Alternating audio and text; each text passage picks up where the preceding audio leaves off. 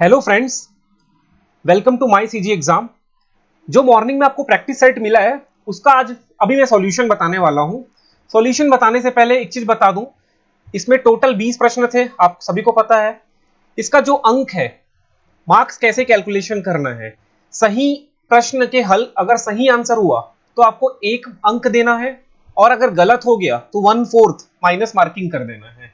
जैसे 20 में से 8 क्वेश्चन सही हो गए तो 8 मल्टीप्लाई 1 तो आपको 8 अंक मिले।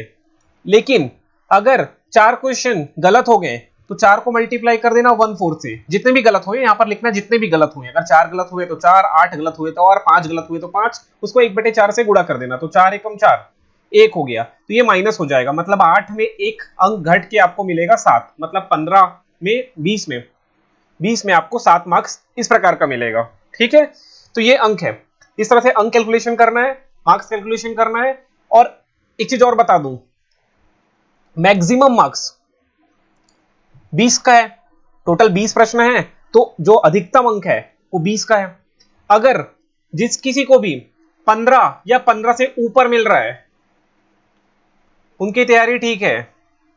जिनका मार्क्स 10 से 15 के बीच आ रहा है उनको कड़ी कड़ी बहुत ज्यादा मेहनत करना है, और जिनका 10 से कम आ रहा है तो मंडी निरीक्षक एग्जाम में क्वालिफाई, मतलब क्वालिफाई नहीं, क्रैक करने के लिए, एग्जाम को क्रैक करने के लिए आपको बहुत ज्यादा मेहनत करना पड़ेगा। मतलब आपकी तैयारी भी बहुत ही कम है ना। तो ये जो मैंने तीन मार्क्स बताए हैं, एक 15 से अधिक, एक 10 से 15 के बीच, और एक 10 से नीचे। अब आप लोग देख लेना आपकी स्थिति कहां पर है। जिनका मार्क्स 15 से ऊपर आ रहा है ना, वो रिवीजन पे फोकस करिए, आपका मंडी निरीक्षक ये एग्जाम तो क्रैक होगा ही। अच्छे से मेहनत करिए। अब चलिए सॉल्यूशन देखते हैं। इससे पहले टेस्ट 1 तारीख से स्टार्ट हो रहा है। जिन लोगों ने अभी तक रजिस्ट्रेशन नहीं किया है कर लो। टोटल 14 टेस्ट है, 900 प्रश्न है। ठीक है, चलिए पहला प्रश्न है, निम्नलिखित में से, अच्छा एक सीक्वेंस दिया है, यहां पर अगला कौन सा नंबर आएगा ये बताना है। तो जब भी आपको ये इस तरह का सीक्वेंस मिलेगा तो सबसे पहले आपको क्या निकालना है, डिफरेंस निकाल लेना है। नंबर क्या क्या थे, 8, 18, 38, 78। तो सबसे पहला काम आपको करना है, इनके बीच का डिफरेंस निकालना है, अंतर निकालना है। तो चल इनके बीच का अंतर निकाल लिया। 8 और 18 के बीच का अंतर 10 है। 18 से 38 के बीच का अंतर 20 है। इसको निकालो, 8 में 8 गया 0, 7 में 40 का अंतर है। तो एक पैटर्न, एक रिलेशनशिप दिख रहा है, 10 दूनी 20, 20 दूनी 40, 40 दूनी 80। तो जो अगला नंबर होगा 80 ऐड कर दो, 8, 7 और 7 14 और 15, 158 सही हो जाएगा। मतलब इसका सही आंसर है ऑप्शन नंबर बी। सही मिला तो 1 अंक, गलत हो जाएगा तो 1/4 करने के लिए रेडी रहिए। ठीक है, चलिए तो एक चीज यहां पर बता दूं मैं, जब भी सीक्वेंस एंड सीरीज आएगा तो आपको प्रायोरिटी देना है। सबसे पहले डिफरेंस निकालना है। डिफरेंस का मतलब क्या होता है, अंतर, नंबर्स के बीच में अंतर निकाल लेना।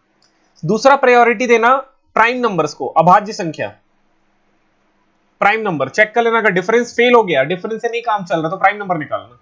प्राइम नंबर भी फेल हो गया तो स्क्वायर एंड क्यूब देखना, स्क्वायर एंड क्यूब देख लेना, है ना, पावर 2 पावर 3। और उसके बाद मल्टीप्लीकेशन एंड डिवीजन चेक करना। अगर ये भी फेल हो गया, ये भी नहीं जम रहा है, तो चौथे नंबर में जाना, मल्टीप्लीकेशन, गुणा और भाग को। ठीक है, मल्टीप्लीकेशन एंड डिवीजन को देख लेना। फिर ये भी फेल हो गया तो 5वें नंबर में बना के देखना, मल्टीप्लीकेशन का जोड़ा धन के साथ, या मल्टीप्लिक भाग का जोड़ा धन के साथ। ठीक है, इस तरह से बनेगा।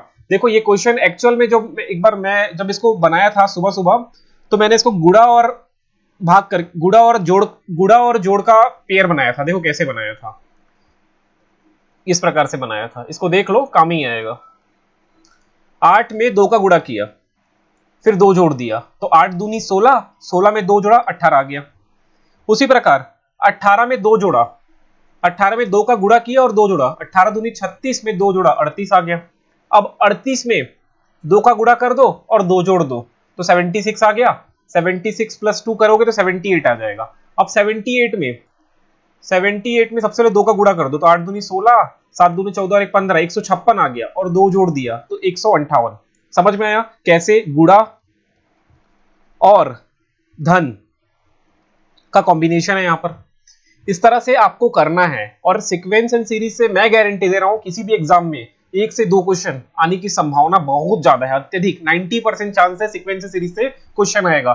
या तो अल्फाबेट सीरीज भी आता है ना, A B C C B D, ऐसे तरह से अल्फाबेट सीरीज भी होता है। तो आप अब तैयार हैं?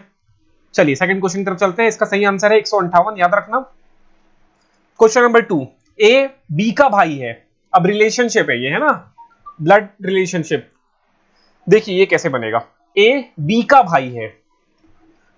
तो देखिए अब इसको कैसे करें, यहां पर आप लिख लेना, मैं धन चिन्ह लगाऊंगा जो मेल पर्सन है और माइनस लगाने वाला हूं फीमेल के लिए। तो देखिए अब बोल रहा है ए बी का भाई है, मतलब यहां ये कंफर्म हो गया कि ए तो पॉजिटिव है, पॉजिटिव मतलब मेल है। अब लेकिन बी के बारे में समझ में नहीं आया कि बी फीमेल है कि मेल है, तो उसको छोड़ देना आपको। अब ए इसका बारे में समझ में आ गया कि ए 100% मेल है क्योंकि भाई है, ए भाई है बी का, लेकिन बी के बारे में नहीं पता कि वो फीमेल है कि मेल है ना। भाई तो भाई मेल पर्सन का भी भाई हो सकता है या फीमेल का भी भाई हो सकता है ना। जैसे मैंने बोला करण भाई है सरिता का, या करण भाई है वरुण का, ठीक है। तो इस तरह से यहां मैंने प्लस लगा दिया। अब आगे पढ़ें, सी ए की माता है, तो सी माता है ए की, माइनस चिन्ह लगा दिया। अब आगे बोल रहा है डी सी का पिता है, तो यहां पर आगे खींचो, यहां पर डी जो है फादर है सी के। आगे एफ ए का पुत्र है, जो एफ है वो ए का पुत्र है, तो यहां पर लगा लो भाई पुत्र। अब क्वेश्चन बन रहा है कि ए एफ के बच्चे, तो एफ के ये बच्चे खींच दो, ये बच्चे, ए एफ के बच्चे के साथ क्या रिलेशन होगा, बड़ा सिद्धी सा क्वेश्चन है, दादा होगा भाई, ये क्या होगा, दादा। एफ का बच्चा ए का क्या होगा, दादा। ठीक, समझ में आया। ब्लड रिलेशन से भी क्वेश्चन आने की संभावना बहुत ज्यादा है, अच्छे से करिएगा रीजनिंग के सेक्शन में। अगला प्रश्न है, भारत की संविधान सभा गठित करने का आधार क्या है। संविधान सभा का जो गठन हुआ था ना, वो कैबिनेट मिशन, ये जो कैबिनेट मिशन प्लान है, इस मिशन प्लान के तहत इसका गठन हुआ था, ये याद रखना। मतलब इसका आंसर ऑप्शन बी होगा। अब आपसे क्वेश्चन पूछ रहा हूं यहां पर मैं, ये मॉडर्न इंडिया का है ना, इतिहास से प्रश्न है ये। कैबिनेट मिशन प्लान के अध्यक्ष कौन थे और कितने सदस्य थे, कमेंट करके बताना। देखता हूं आपकी कितनी तैयारी है मंडी निरीक्षक के लिए। मंडी निरीक्षक के लिए आप तैयार हैं कि नहीं, तो तैयार हैं तो आंसर कमेंट करके जरूर बताइएगा कि कैबिनेट मिशन प्लान के अध्यक्ष कौन थे, कितने मेंबर थे, और मेंबर्स के नाम भी एग्जाम में बनता है, ठीक है। कितने मेंबर्स थे, इसको कौन लीड कर रहा था, हेड कौन था, अध्यक्ष कौन था, है ना, ये सब प्रश्न बनेगा। आप मुझे आंसर कमेंट करके बताना। चलिए फोर्थ क्वेश्चन की तरफ चलता हूं। स्वतंत्र भारत के लोकसभा के पहले अध्यक्ष कौन थे, तो वो है ऑप्शन नंबर डी, जीवी मावलंकर। इनका पूरा नाम था गणेश वासुदेव मावलंकर, ये प्रथम अध्यक्ष थे। ये भी एग्जाम में कई बार क्वेश्चन बना है, मोस्ट इंपॉर्टेंट है, याद रख लेना। अगला प्रश्न है, भारतीय संविधान को अपनाया गया था। अब यहां से दो क्वेश्चन बनता है, कब अपनाया गया था, कब लागू किया गया है। अपनाया कब है और लागू कब गया है। तो इसे अपनाया गया था 26 जनवरी 1949 को, इस दिन हमारा संविधान बन गया था। लेकिन लागू कब किया गया था, 26 जनवरी 1950 को लागू किया गया था। ठीक, थोड़ा करेक्शन करना, थोड़ा करेक्शन करना। अपनाया कब गया था, तो अपनाया गया था 26 नवंबर को अपनाया गया था 1949 को। मैं गलत बोला, इसका आंसर सी होगा, ऑप्शन सी होगा। कब अपनाया गया था, 26 नवंबर 1949 को। थोड़ा करेक्शन कर लेना, 26 नवंबर 1949, 26 नवंबर 1949 को हमारा संविधान बन के तैयार हो गया था। इसी दिन हमारे संविधान को अपनाया गया था। लेकिन अब एग्जाम में क्वेश्चन है, लागू कब किया गया है, तो लागू किया गया है 26 जनवरी। ये दो तरह से प्रश्न बनता है, कब लागू हुआ हमारा संविधान, तो 26 जनवरी 1950। कब बनकर तैयार हुआ, तो 26 जनवरी 1949। कब भारतीय संविधान को अपनाया गया, तो 26 जनवरी 1949। ठीक है, option C is correct answer, 26 नवंबर 1949। थोड़ी तबीयत खराब है मेरा। चलिए देखिए आगे बढ़े। भारत का पहला उप प्रधानमंत्री कौन थे, तो भारत के पहले उप प्रधानमंत्री जो थे वो है वल्लभ भाई पटेल, सरदार वल्लभ भाई पटेल, इसका सही आंसर होगा। मतलब क्वेश्चन नंबर 6 का सही आंसर है ऑप्शन बी। अगले प्रश्न की तरफ चलते हैं। भारतीय संविधान में कौन सी अनुसूची में भाषाएं हैं, मतलब भाषाएं के बारे में कौन सी अनुसूची में रखा गया है, तो इसका सही आंसर है ऑप्शन बी, 8वीं। अब यहां से एक क्वेश्चन मैं आपसे पूछ रहा हूं, मुझे कमेंट करके बताना कितने टोटल अनुसूची है हमारे संविधान में, कितनी टोटल अनुसूची है, 11 है, 12 है, 15 है, आंसर मुझे बताना कमेंट करके। अनुसूची रट्टा मार लो, एग्जाम में क्वेश्चन बनता है, चाहे वो व्यापम का हो चाहे पीएससी को हो। जितने अनुसूची हैं और अनुसूची में कौन कौन से पार्ट गिवन है, जैसे 8वीं में दिया है भाषाओं के बारे में, है ना, पहली में क्या दिया है, दूसरी में क्या दिया, सब रट्टा मार लो, सब एग्जाम प्रश्न बनेगा। चलिए आगे बढ़ता हूं मैं। विद्युत बल्ब में कौन सा गैस होता है? ऑप्शन देखो और आंसर ऑप्शन से क्लियर हो गया रहा है। ओजोन तो हो नहीं सकता, ऑक्सीजन तो हो नहीं सकता, ऑक्सीजन तो जलने में मदद करता है ना, तो इसमें ऐसा गैस भरेंगे जो जलने में, उस जो बल्ब के तंतु हैं, फिलामेंट है, ये जो बल्ब का फिलामेंट है, यहाँ पर जो फिलामेंट लगा होता है, इस फिलामेंट को जलने से जो बचाएगा वो है आर्गन गैस। ठीक है, आर्गन, ये नोबेल गैसेस है। नोबेल गैसेस कौन कौन से, ये भी एग्जाम में आता है, तो helium, neon, organ, krypton, xenon, radon, इस तरह से नोबेल गैसेस हैं। तो ये नोबेल गैसेस के नाम आपको याद होने चाहिए। और ये बल्ब में ये सब अक्रिय गैसेस है। कैसे गैसेस है? अक्रिय, ये इनएक्टिव फॉर्म में होते हैं, किसी से रिएक्शन में पार्टिसिपेशन नहीं करते। तो ये ऑर्गन इसका सही आंसर होगा, ऑप्शन नंबर सी। आगे बढ़ते हैं। भारी जल का रासायनिक सूत्र, इसका आंसर हो जाएगा ऑप्शन बी, D2O। D2O। अब इसका जो कंसेप्ट है ना, थोड़ा सा ये जो है न्यूक्लियर साइंस में यूज होता है, भारी जल। ठीक है, अब इतना ही जानिए। D2O हैवी वाटर का फॉर्मूला है। ये D है ना, ये भी हाइड्रोजन है, लेकिन हाइड्रोजन का सेकंड आइसोटोप है, आइसोटोप। ठीक है, चलिए आगे बढ़ता हूं मैं। वायु क्या है? यौगिक मतलब कंपाउंड, तत्व मतलब एलिमेंट, मिश्रण मतलब मिक्सचर। इनमें से कौन सा है? विद्युत अपघट्य, तो इसका सही आंसर है मिक्सचर। जो हमारा एयर है ना, एयर वो मिक्सचर है। यौगिक का मतलब होता है कंपाउंड, जब दो या दो से ज्यादा एलिमेंट मिलके केमिकली रिएक्ट करते हैं, केमिकली, तब कहलाता है यौगिक। तत्व मतलब होता है कोई सिंगल एलिमेंट, वो एलिमेंट तत्व है। मिश्रण, जब दो या दो से ज्यादा तत्व या यौगिक मिल जाते हैं, फिजिकली भौतिक रूप से मिलते हैं, तब उसको मिश्रण बोलते हैं। और विद्युत अपघट्य का मतलब होता है ऐसा लिक्विड, ऐसा सॉल्यूशन जो जिसमें चार्जेस होते हैं, आयंस होते हैं, धनात्मक आयन, ऋणात्मक आयन, है ना, कैटायन, एनायन, इस तरह के आयंस होते हैं, तब उसको बोलते हैं विद्युत अपघट्य। जैसे HCl का एक्वस वाला, मतलब पानी में घुला हुआ HCl, H2SO4 पानी में घुला हुआ, ये सब क्या है? विद्युत अपघट्य है। तो क्वेश्चन नंबर 10 का आंसर होगा ऑप्शन नंबर सी, मिश्रण, ये सही आंसर होगा। ठीक है, चलिए क्वेश्चन नंबर 11 की तरफ चलते हैं। प्लास्टर ऑफ पेरिस, तो प्लास्टर ऑफ पेरिस का आपको सूत्र बताना था, तो इसका आंसर हो जाएगा ऑप्शन सी। ऑप्शन सी इसका सही आंसर है। अब इसको दो तीन तरीके से लिखते हैं, मैं आपको तरीका सिखा देता हूं कौन कौन तरीके से आपके एग्जाम में आ सकता है। तो प्लास्टर ऑफ पेरिस को लिखने का तरीका क्या क्या है? CaSO4, यहां मैं 2 लगा दूंगा, .H2O, ये भी सही है, प्लास्टर ऑफ पेरिस का फॉर्मूला है। इस तरह से भी लिख सकता हूं, 2 times of calcium sulphate .H2O, ये दूसरा तरीका है, ये भी सही है। इस तरीके से भी लिखा जा सकता है, CaSO4 .half H2O, half H2O। ये तीनों तरीके सही हैं प्लास्टर ऑफ पेरिस का फॉर्मूला लिखने के लिए, सूत्र लिखने के लिए। सो नोटबुक पे तुरंत नोट कर लो। और ये ऐसा प्रश्न आने वाला है, मतलब इस तरह के एग्जाम में बनने की चांसेस काफी है। प्लास्टर ऑफ पेरिस का पूछ सकता है, या फिर किसी सॉल्ट का पूछ लेगा, जैसे ब्लीचिंग पाउडर का पूछ देगा, है ना, इस तरह से एग्जाम में क्वेश्चन बनता है। तो इसका भी एक लिस्ट बना लेना, क्लास 10th में ये मिल जाएगा। क्लास 10th के एनसीईआरटी में अब जाना है आपको, और चैप्टर नंबर 2 है शायद केमिस्ट्री का, उसमें देख लेना। एटलीस्ट आप लोग 10वीं तक का तो साइंस पढ़ लो, 10वीं तक का साइंस पढ़ लो, एग्जाम में प्रश्न बनता ही है। चलिए, एक बाइट में इनमें से कौन सा होता है? तो मैं आपको बता दूं, एक बाइट में, एक बाइट बराबर 8 बीट होता है। इसको लिख लेना, एक बाइट बराबर 8 बीट, इसको लिख लो, ये एग्जाम में आएगा। 8 बीट मिलके एक बाइट बनाता है। उसी प्रकार 4 बीट मिलके 1 निबल बनाता है।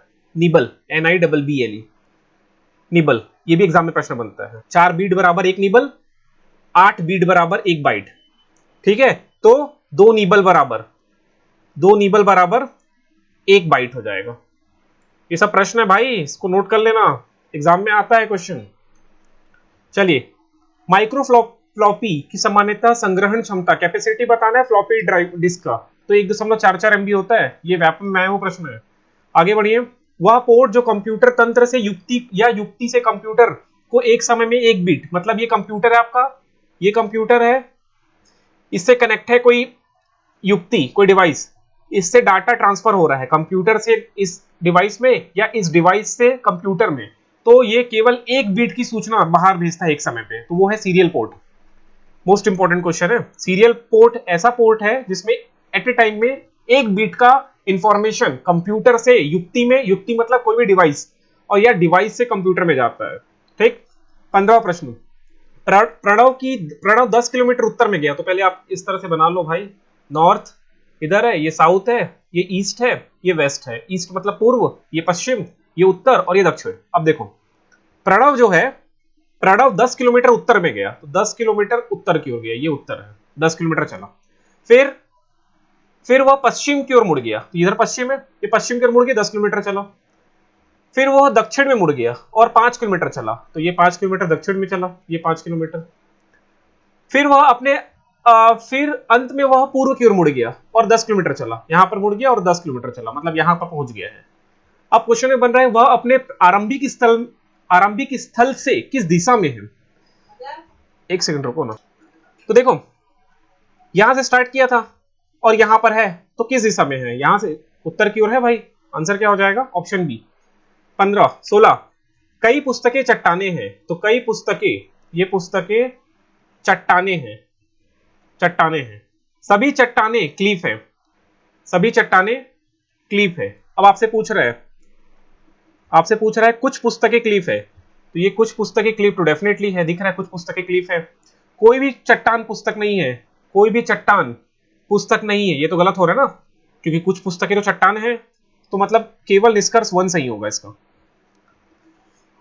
अब अगला 17 क्वेश्चन है, इसका देखो ये जो फिगर बना है ना, ये वाला जो फिगर बना है यहाँ पर, यहां से ऐसे ऐसे ऐसे जा रहा है, इसको प्लॉट करके देखो किसमें सही फिट हो रहा है। तो फोर्थ वाले में फिट हो रहा है, ये ऐसा गया, ये ऐसा गया, उसके बाद ये ऐसे मुड़ गया, फिर इधर इधर। तो देखो आप जब देखोगे, इसका स्क्रीनशॉट ले लो और ध्यान से देखो, ये ऐसा ऐसा ऐसा ऐसा गया है, ये हमारा प्रश्न में है,